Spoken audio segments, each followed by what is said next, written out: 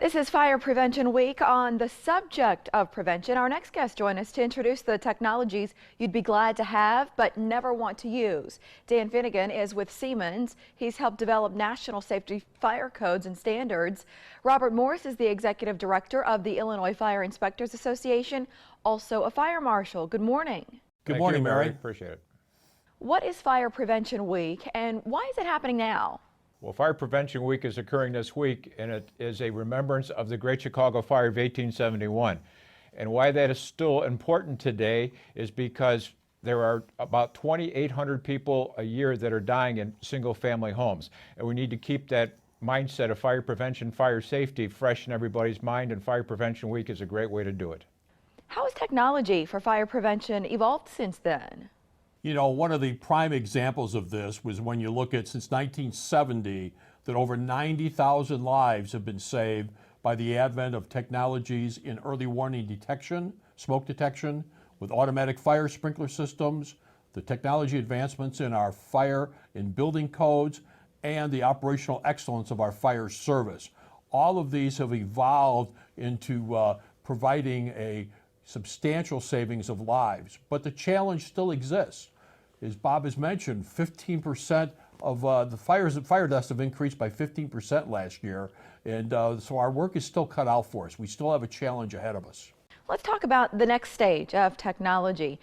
How can voice communication technology help people evacuate from buildings like high-rises as well as their homes?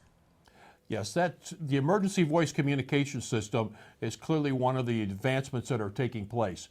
With emergency voice communication, the occupants of the building will receive real-time, clear information from the fire chief, from the incident commander, giving them directions of what they should be doing in their buildings. High-rise buildings, our schools, these are too large to expect an easy evacuation. So these voice communication systems provide a logical path of communication which will equal saving of lives. What about the hearing impaired? What's available for them? Yes, those are being addressed through different technologies and the type of sound that comes out of our devices. There's a thing called 520 hertz that maybe are being noticed. But more importantly, on smoke alarms for our homes and in our commercial buildings, strobe lights, lights that will flash in the case of an emergency situation, are present so that those folks hard of hearing will be able to take the necessary action. What about carbon monoxide detectors in the home? Well, we can tell you that carbon monoxide alarms such as this are extremely important.